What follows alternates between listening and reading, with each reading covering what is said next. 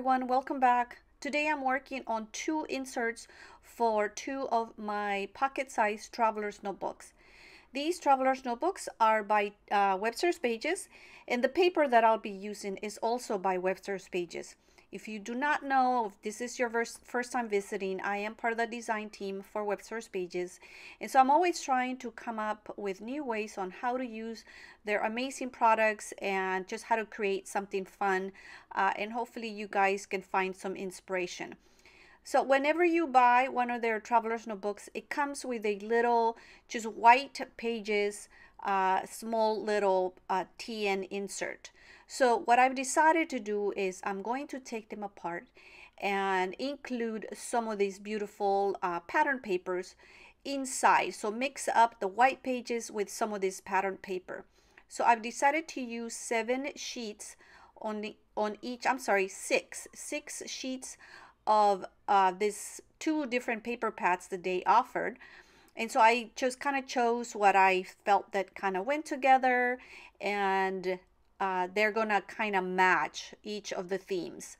So each of the little books will have 6 pages of the pattern paper, and I'm going to alternate some of the already white papers that the TNs were made out of.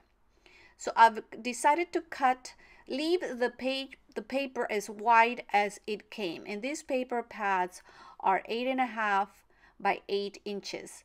So they are 8 inches wide, and I'm folding them in half because I will be doing some trimming at the end. So you always want to leave your paper as wide as possible so that when you fold everything, you can trim the excess and then all the pages will line up.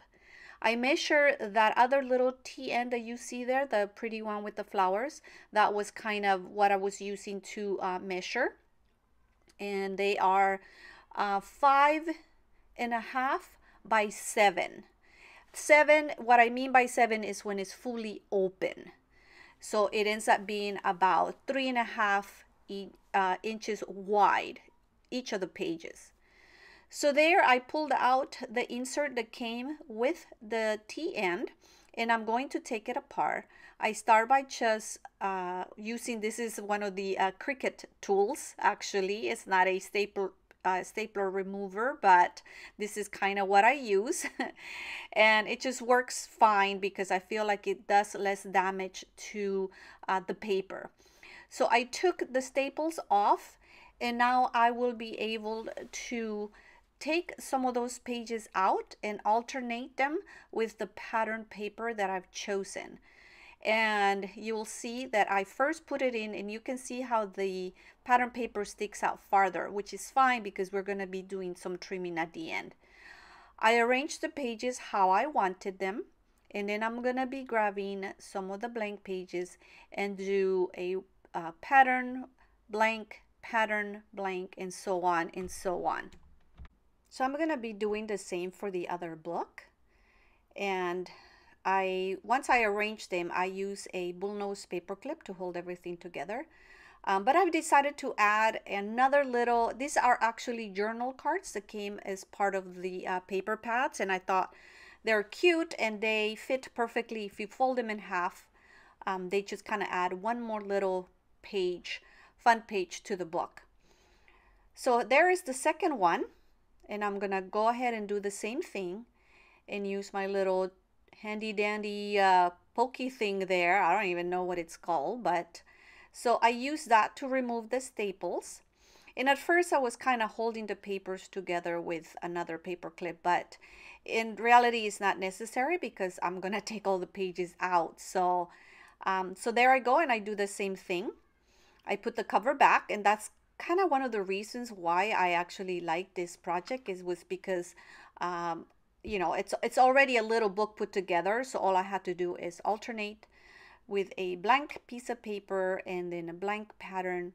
And here I am cutting another set of journal cards. This is also a sheet that came as part of the whole paper pad. And so obviously everything matches, so I fold it in half and put it in the center. Now, if you decide to do this yourself, and you can alter any book that you already have. I was actually trying to do that with one of the notebooks that Webster's Pages offers, but those don't come with staples. They come with, they're stitched down the middle, so I couldn't take it apart because I thought I would love the size. It would go in one of the composition notebooks, and I could have altered it by adding either watercolor paper or pattern paper, but like I said, those books come stitched instead of staples, so I could not take them apart and alter it. So, but these ones were perfect. They just, you know, it's kind of like a little mean. It's not a junk journal by any means, but you know, I like the fact that now instead of just having plain paper inside, I'm gonna have some very pretty pattern papers, and it was just easy because it was already put together. And so if you decide to do this, make sure everything lines up, and that's what I'm doing here, making sure that the centers are lined up, the edges are also lined up, and because the books were already stapled, I can align my extra long reach stapler. I got this one at Amazon, and I was able to staple it exactly where the other staples were, so it doesn't look like I did anything. So now I'm gonna get ready to cut or trim the excess paper. As you know, with any books, the pages themselves change size, so you can't cut, you shouldn't cut the paper before you put the book together. Always put the book together first and then trim. So there I'm double checking once again, make sure everything lines up, make sure that if there is a pattern paper that has a direction, that I put it, you know, the right way so that nothing ends up upside down, like for example that love card, or you know, certain things like the one with the little trees. The little trees have to be lined up so that when you open the book they're facing the correct way. So make sure you pay attention to all of that before you put your book together, or I should say put it back together. And there the long reach stapler has a little measuring tool, like a little white piece of plastic, and you can slide it so that it stays at that same position, so you don't have to keep measuring. You just line it up and then slide in your paper, and it should staple at the exact same position.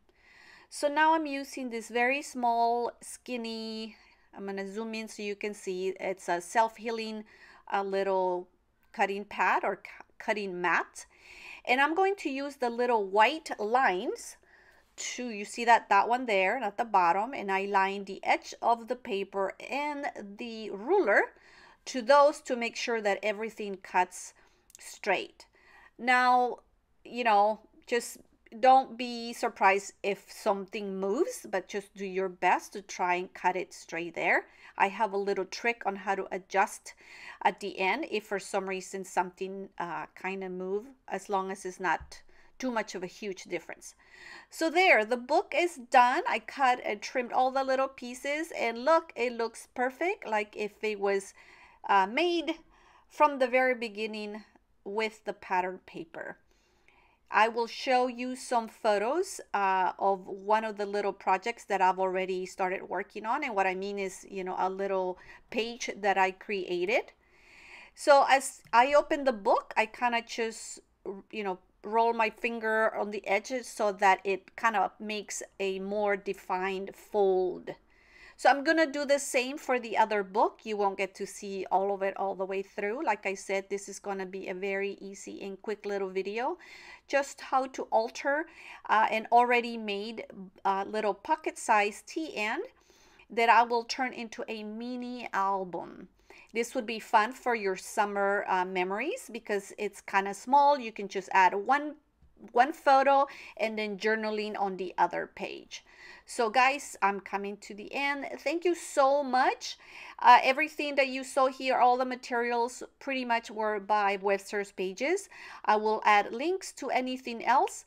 And there is that little tip that I was telling you. I'm using just a sanding block to get rid of any excess little pieces of paper if you know, that were sticking out when I did the trimming. So thanks so much for watching. This is a very quick little tutorial. Let me know what you think, and I will add photos at the end. Thanks again, you guys, and I will have more videos coming soon, I hope. So in the meantime, I hope you find time and have fun crafting. Thanks for stopping by.